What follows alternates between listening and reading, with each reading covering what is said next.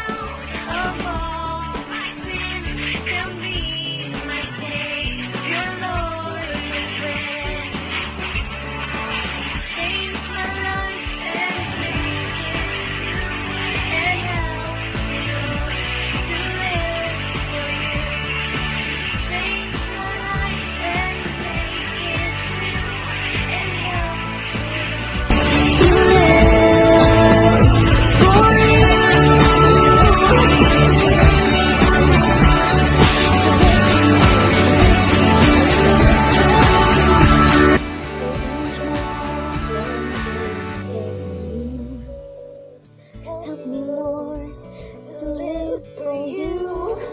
Change my life and make it new. Want to make it new.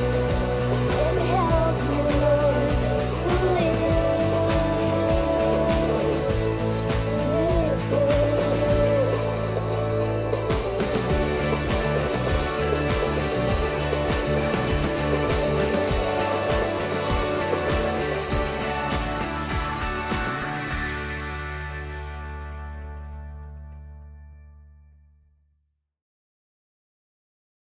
Granny! Yes. Apo. I have an assignment, Granny. Can you please help me? Sure. Apo. What is it all about, Apo? Idealism, Granny. Then, the oldest system of philosophy known to man is said to be idealism, whose origin goes back to ancient India in the East and Plato in the West. Idealism as a school or philosophy lives in minds and idealize it. This philosophy seeks to explain and interpret man and universe in terms of spirit or mind. It gives priority to spirit, which is real as much. The entire universe is the extension of the mind or spirit. Idealism shifts its emphasis from the scientific facts of the universe to the spiritual aspect of human experiences and activities. It asserts that material world is not the manifestation of reality. It, therefore, attaches supreme importance to the study of man and his mind. Besides, this school of philosophy places emphasis on the ideas and ideals that the full of facts of matter guides the action of man in every aspect. Chief exponents of this school of philosophy are Plato, Descartes, Berkeley, Kant, Hegel, Fichte, Schelling, Schopenhauer, Spinoza, Ginkel, Rubel, Swami, Dayanand Saraswati, and Anne Tagore. Mama, is that about idealism? Yes. Oh, as far as I know, Idealism believes in mind, which is the reality. It goes against the material aspect of human activities, or material aspect is an antithesis to the ideal or spiritual, which is destructible in nature. Reality does not lie in it. The ideas or ideals, on the contrary, are external and unchangeable, which give form to cosmos. As such, mind is attached a supreme significance by the idealist than the matter. They illustrate it as if Newton and Einstein gave us physics and Shakespeare's the best dramas, they were not resolved to reactions to a physical stimulus, but they were the characteristics creations of mind. The idealists have idealized the mind beyond everything and advocate the evolution of mind which enables a man to know the truth, goodness, and beauty, three cardinal and eternal values of life. Knowledge through activity of mind rather than through the senses. Experience, the act of knowing, takes place within the chamber of mind. Idealists believe in the universal mind which is above the human mind and is the source of all human values and goals of all human activities. Is the realization of this universal mind. Man is conceived a microcosm within microcosm, therefore, spiritual mind is a part of a universal mind.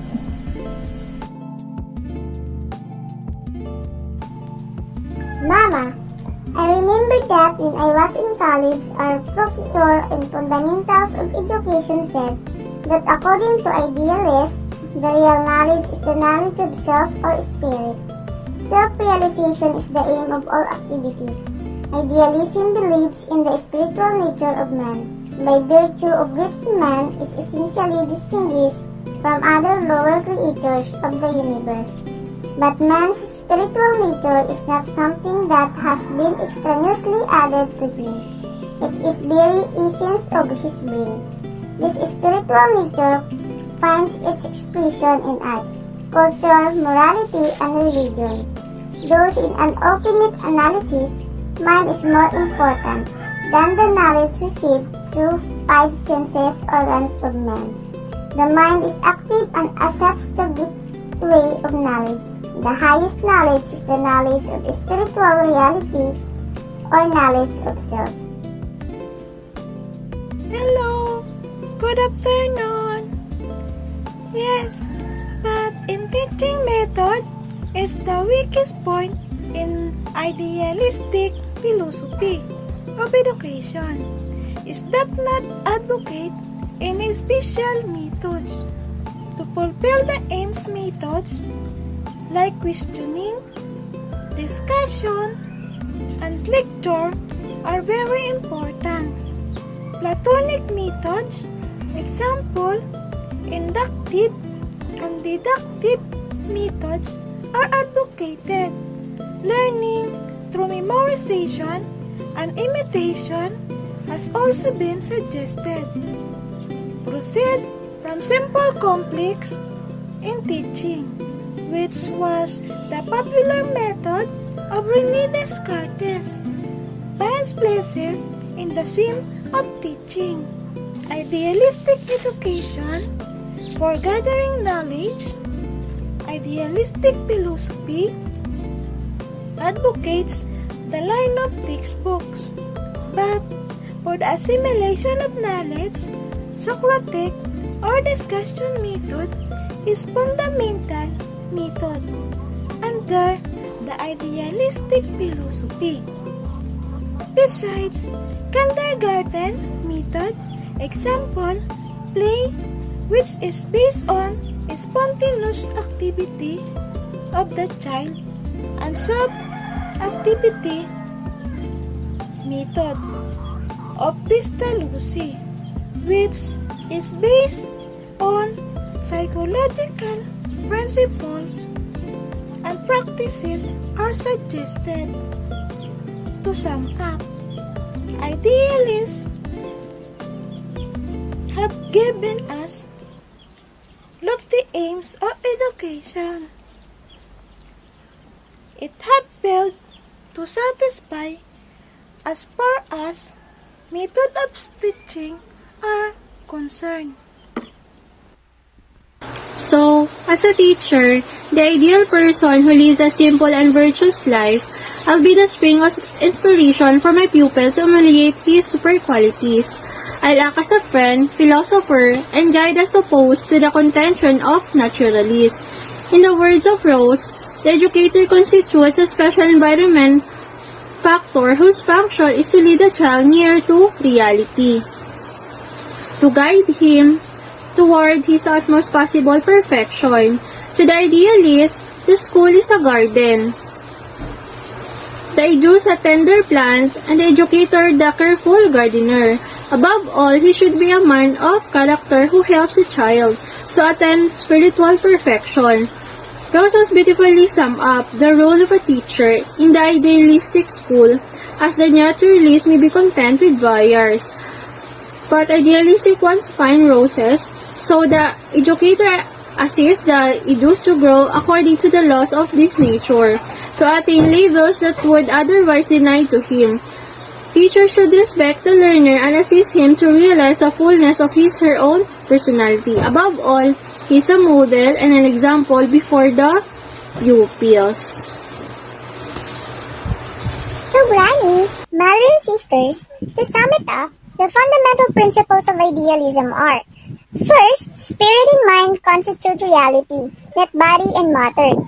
Second, spiritual man is the supreme creation of God, and he must strive for self-realization. Third, God is the source of all knowledge. Fourth, values are absolute and unchanging, and are so-called spiritual values: truth, goodness, and beauty. Fifth, what is ultimately real is not the object itself, but the idea behind it. Sixth, man is not the architect of values. 7. Freedom of mind is the highest virtue, a necessity of realizing spiritual reality. 8. Spirit or ideal constitutes the pillar of this philosophy. It's me who builds community. It's me who builds community. It's me who builds community. It's me who builds community. La la la. Roll over the ocean, roll over the sea, roll over the ocean in the deep blue sea. Roll over the ocean, roll over the sea. Go and do your part and build community. It's you who builds community. It's you who builds community. It's you who builds community. It's you who builds community. La la